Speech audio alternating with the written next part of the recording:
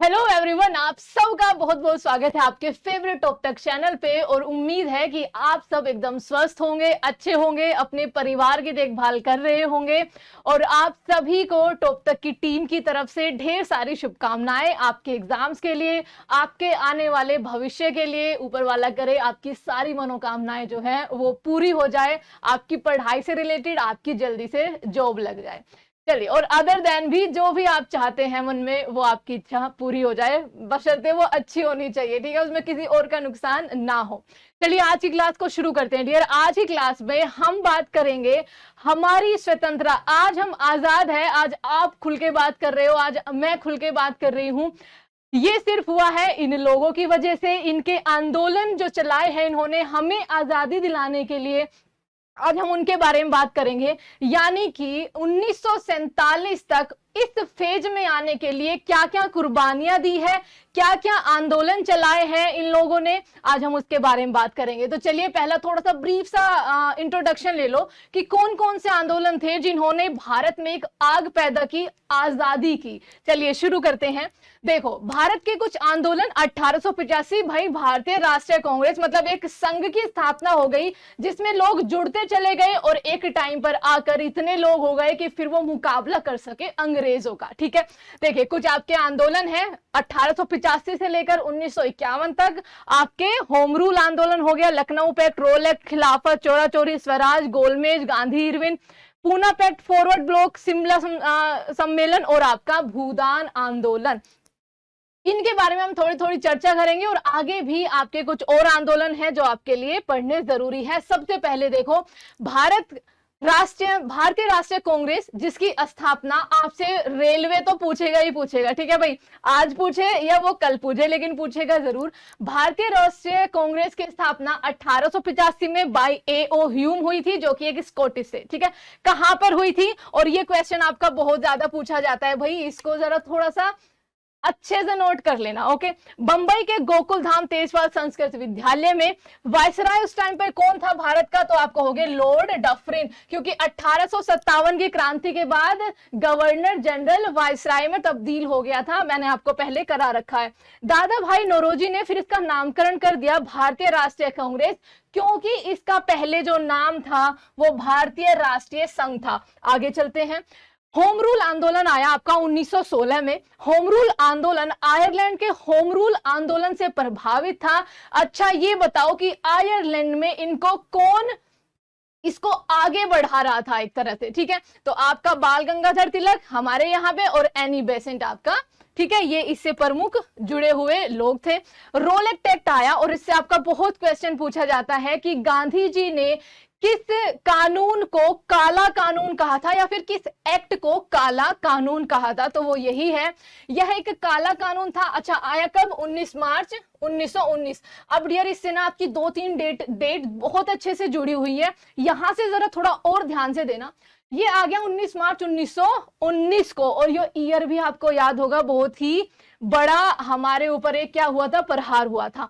यह काला कानून था जिसके अंतर्गत किसी भी व्यक्ति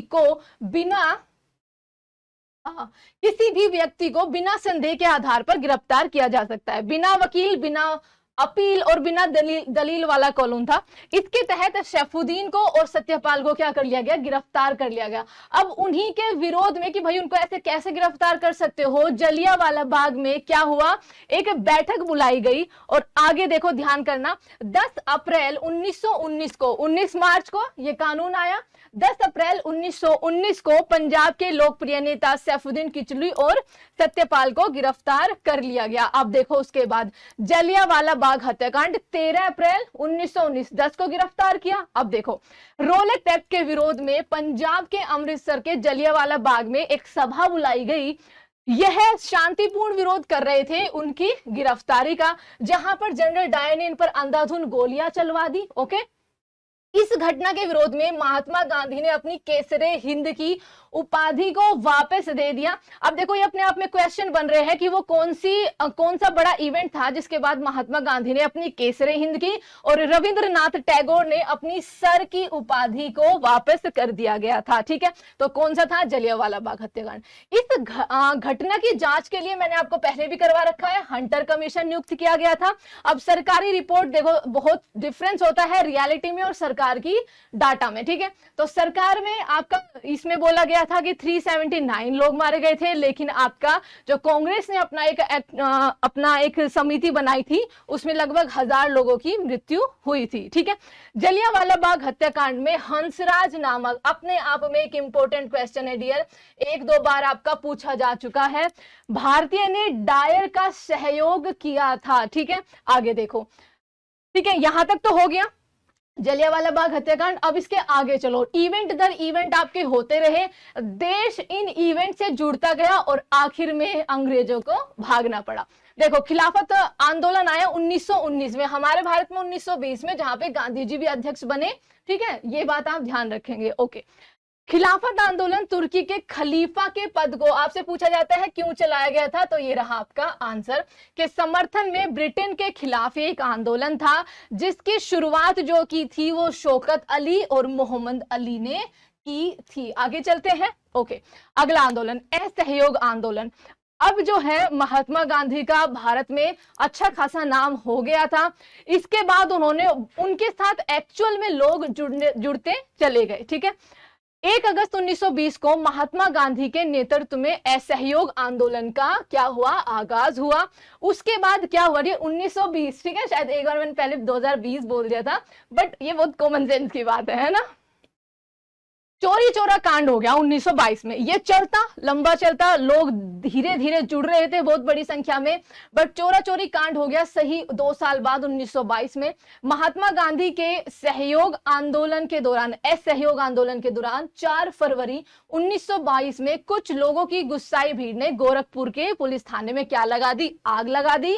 इससे 23 पुलिस वालों की क्या हो गई? मृत्यु हो गई, जिससे आहत होकर किन्होंने, गांधी जी ने इस असहयोग आंदोलन को क्या कर लिया? वापस ले लिया। आपसे क्वेश्चन पूछा जाता है, गांधी जी ने किस घटना के बाद असहयोग आंदोलन को वापस लिया था? तो आपका चोरी चोरा कांड, जो कि यूपी में गोरखपुर में हुआ था। ठीक है, वहां की उसमें पुलिस थाने में हुआ था। अब देखो, इस पीडीएफ में आपको सबसे पहले तो एक छोटी सी दरख्वास्त, क्लास को शेयर करेंगे और इसको लाइक भी जरूर करेंगे अगर आपको अच्छी लग रही है। देखो पीडीएफ भी कितनी खूबसूरती से मैंने बना के लाई हूँ। दूसरी बात यार, इसमें आपके ना होमवर्क क्वेश्चन भी है, तो आप सभी को ये, जब आप थ्योरेटिकल पढ़ लोगे ना, ये ब्रीफ इंट्रोडक्शन ले लोगे, उसके बाद आपको एक एक क्वेश्चन जो है अटेम्प्ट करना है खुद से। ठीक है, चलिए आगे चलते हैं। उसके बाद आया जी आपका सविनय अवज्ञा आंदोलन 1930 में। सविनय अवज्ञा आंदोलन की शुरुआत गांधी जी ने 12 मार्च 1930 को की थी। उसी के साथ उन्होंने नमक कानून का भी क्या किया था? पालन करने से मना कर दिया था, यानी कि दांडी मार्च के साथ की थी।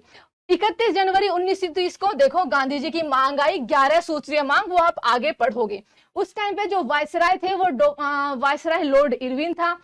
अस्वीकार कर दिया, हम नहीं मानेंगे। परिणाम क्या हुआ कि लो भाई एक और आंदोलन लो, सविनय अवज्ञा आंदोलन। उसके बाद आए जी गोलमेज सम्मेलन, बहुत बड़े इवेंट थे एक तरह से। इरविन को मतलब ये हो रहा था कि किसी तरह गांधी को भेज दूं मैं इसमें, किसमें? भाग लेने के लिए। ठीक है, देखो गोलमेज आए, आपके 3 गोलमेज सम्मेलन हुए 1930, 31 और 32 में। तीनों गोलमेज सम्मेलन आपके कहाँ हुए? ऑब्वियसली लंदन में हुए। भीमराव अंबेडकर जी तीनों में भाग लिया था। आपसे क्वेश्चन पूछा जाता है कि भारत के वो कौन से क्रांतिकारी थे जिन्होंने तीनों गोलमेज सम्मेलन में भाग लिया था? तो वो थे आपके भीमराव अंबेडकर। ठीक है, गोलमेज सम्मेलन के समय इंग्लैंड का जो प्रधानमंत्री था वो मैकडोनल्ड था। मैकडोनल्ड ने कड़ी वो दे रखी थी इरविन को कि अगर महात्मा गांधी नहीं आया ना तो तू बर्खास्त। ठीक है, बिल्कुल। ये तो इतना ज्यादा हेडेक था इरविन को उस टाइम पे। देखो पहले की बात करते हैं डियर, पहला हुआ था 12 नवंबर 1930 को। उस टाइम पे जो कहां पर हुआ था आपका लंदन में सेंट जेम्स पैलेस में, और वायसराय कौन था भारत का? लॉर्ड इरविन था।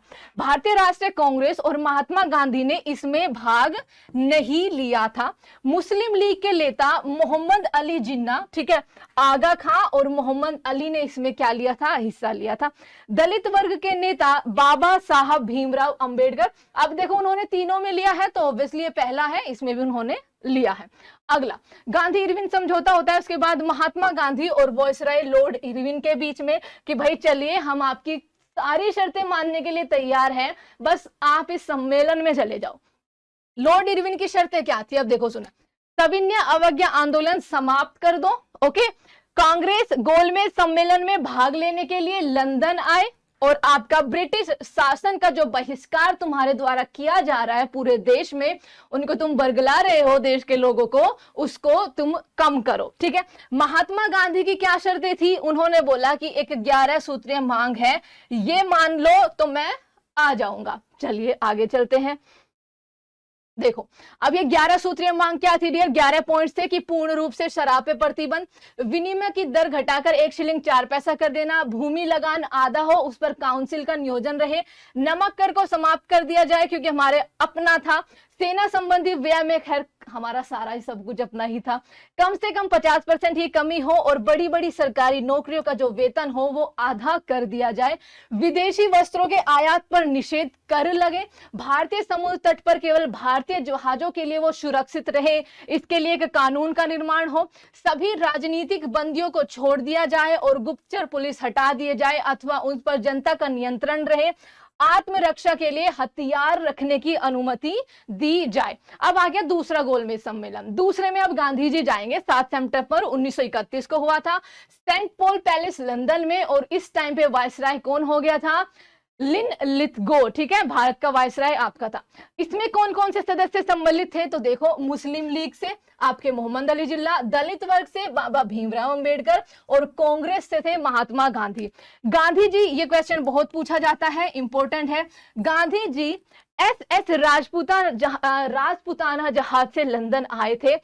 फ्रैंक मोरिस ने गांधी जी को अर्धनग्न फकीर बुलाया था, ठीक है, ये चीज आप ध्यान रखेंगे, ये क्वेश्चन आपसे पूछा जाता है, इंपॉर्टेंट हो गया भाई, ठीक है। आगे चलो, तीसरा गोलमेज सम्मेलन आ गया 1932 में, स्थान कहां पर? लंदन में।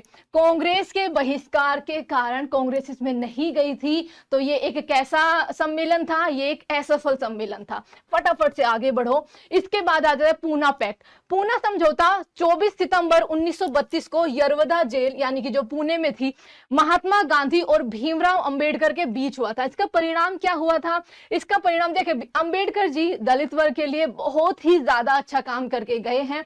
तो देखो परिणाम देखो, इस पैक्ट में केंद्रीय विधानमंडल में दलित वर्ग केंद्र में जो होंगे सुरक्षित सीटें 18% से बढ़ा दी गई। प्रांतीय जो प्रांतों में थी विधानमंडल में दलित वर्ग के लिए सीटें 71 से बढ़ाकर 148 कर दी गई, ठीक है, ओके। पाकिस्तान की मांग उठने लगी। कैसे डियर? जब आपकी भारतीय राष्ट्रीय कांग्रेस की स्थापना हुई, कैसे कैसे आपके आंदोलन चले, और देखो एक टाइम पे जब हमारे देश का सबसे खराब इवेंट यानी कि बंटवारा हुआ, वहां तक आप आ गए। देखो उसकी नींव कब डली? आप कहोगे 24 मार्च 1940 को पाकिस्तान की क्या की गई? मांग की गई। कौन से अधिवेशन में? लाहौर अधिवेशन में, ठीक है। किसने की थी? मुस्लिम लीग ने की थी। माउंटबेटन योजना आ जाती है 3 जून 1947 को। वायसराय कौन था? माउंटबेटन। भारत के विभाजन की योजना रखी कि, और उसके बाद यार 15 अगस्त 1947 को हमारा भारत आजाद हो गया। रात को हो रहा था ये सब कुछ, तो 12 के बाद हमें आजादी, मतलब जब आपकी स्पीच भी थी नेहरू जी की।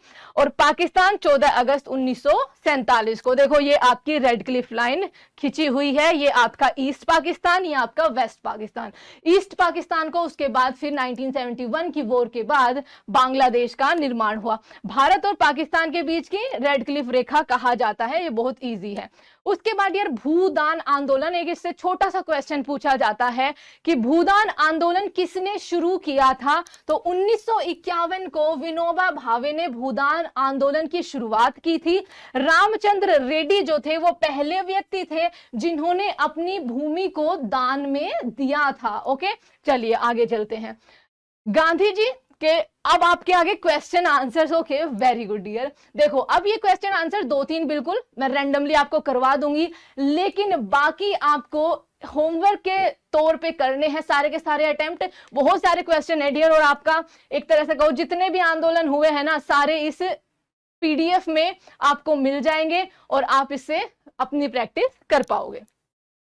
गांधी जी की विदेशी वस्तुओं के बहिष्कार के आंदोलन का लक्ष्य क्या था? पूर्ण स्वतंत्रता? नहीं, वो आपका एक महत्वपूर्ण नहीं था, वो तो एक काफी लंबा रास्ता हमें तय करना था।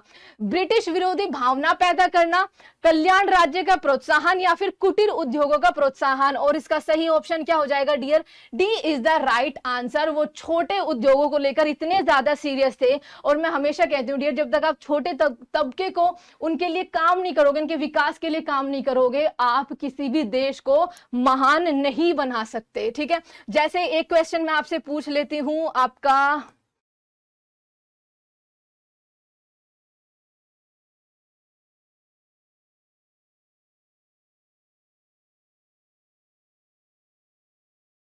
चलिए जैसे हम ये क्वेश्चन पूछ लेते हैं।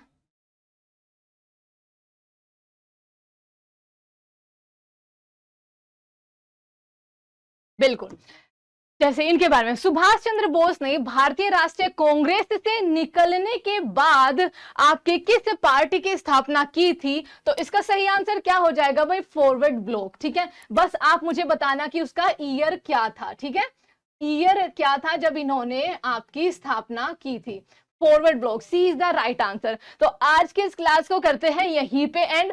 आपके लिए एक मोस्ट इंपॉर्टेंट थिंग डियर कि इस पीडीएफ को जब भी वो आपको मिले, इतने सारे क्वेश्चंस है ना डियर, उनके आंसर भी साथ में है। आंसर देखना मत, लेकिन बाद में देखना। ओके, तो आप उन सभी के आंसर क्लिक करोगे और आप ये देखोगे डियर कि जितने भी आपके क्वेश्चंस है ना, सारे क्वेश्चंस ऐड हैं, और वो सारे के सारे आपको इस छोटा सा जो ब्रीफ इंट्रोडक्शन दिया है ना, भारत की स्वतंत्रता के लिए जो जो आंदोलन चले हैं, सारे आपको उसी में मिल जाएंगे। मतलब इसमें आपको हर जवाब मिल जाएगा आपकी हिस्ट्री का। ओके, तो चलिए टेक केयर। इसी बात पे अपना ख्याल रखना बहुत अच्छे से, और मुझे कॉमेंट बॉक्स में जरूर बताना कि आपका अगला टॉपिक क्या होना चाहिए। एक काम और करके जाना डियर, जो मैंने आपसे क्वेश्चन पूछा है कि सुभाष चंद्र बोस ने कांग्रेस से निकलने के बाद फॉरवर्ड ब्लॉक की स्थापना किस वर्ष में की थी? तो आप मुझे इसका जवाब, आज के लिए एक ही क्वेश्चन काफी है। ठीक है, इसका जवाब आप मुझे दोगे। अच्छा, एक और क्वेश्चन पूछ लेती हूँ, चलो आ ही गया है ध्यान में।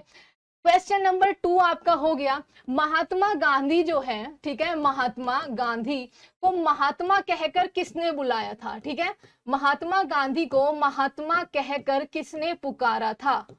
ठीक है, बहुत ही आसान सा है, मैंने ही खुद करवा रखा है आपको। चलिए 2 क्वेश्चन हो गए, कमेंट बॉक्स में फटाफट से आंसर दो, और क्लास अच्छी लगी हो तो डियर प्लीज इसको शेयर करना, ज्यादा से ज्यादा इसको लाइक करके जाना, और हमारे चैनल को सब्सक्राइब जरूर करना। बस आपका ये प्यार जो है ना, ये ऐसे ही बना रहे, और जल्दी हम 1 मिलियन पे पहुंचने वाले हैं, और आपके लिए ना ढेरों सरप्राइजेस होंगे उसमें। और आपको एक छोटा सा काम और करना है कि आपको ऐप को डाउनलोड जरूर करना है, क्योंकि जो इस पीडीएफ के आपको क्वेश्चन मिलने वाले हैं ना डियर, ये आपको ऐप डाउनलोड करना है। ऐप डाउनलोड करते ही आपके पास ये ऑप्शन खुल के आ जाएंगे, जिसमें आप यूट्यूब पीडीएफ जस्ट अभी डल जाएगी, आपकी क्लास एंड होते ही आपको YouTube PDF मिल जाएगी आराम से। उसके बाद बाकी पेड कोर्स पे जाना है, फ्री क्लासेस लेनी है, सारी सुविधाएं आपके लिए उपलब्ध होंगी। आपका जो मैथ का बाप कोर्स है डियर, आपकी उसमें 30 फ्री डेमो, कोई नहीं देता है, 30 फ्री डेमो आपकी जो है वो आपकी फ्री है। ठीक है, उसके बाद आपके कुछ कोर्सेज चले हुए हैं, आपका 20 दिन 20 चैप्टर मैथ का कोर्स है। ओके, ग्रुप डी के आपके बहुत सारे कोर्सेज चले हुए हैं, तो इनको आप अवेल जरूर करोगे। कोई भी दिक्कत होगी तो आपके पास ये नंबर है ऐप से रिलेटेड, आप इन पे फोन करके जो है पूछ सकते हैं। तो चलिए इसी बात पे आज के इस छोटे से सेशन को एंड करते हैं। उम्मीद है कि आपने ऐप को डाउनलोड कर लिया होगा। तो थैंक यू सो मच, खुश रहिए और बस ऐसे ही हमारे साथ बने रहिए। ऐप डाउनलोड जरूर करना, कोर्स को जरूर देखना, फ्री डेमो का आनंद लेना और जाते जाते क्लास को जितना शेयर हो उतना शेयर करना। Thank you so much, take care.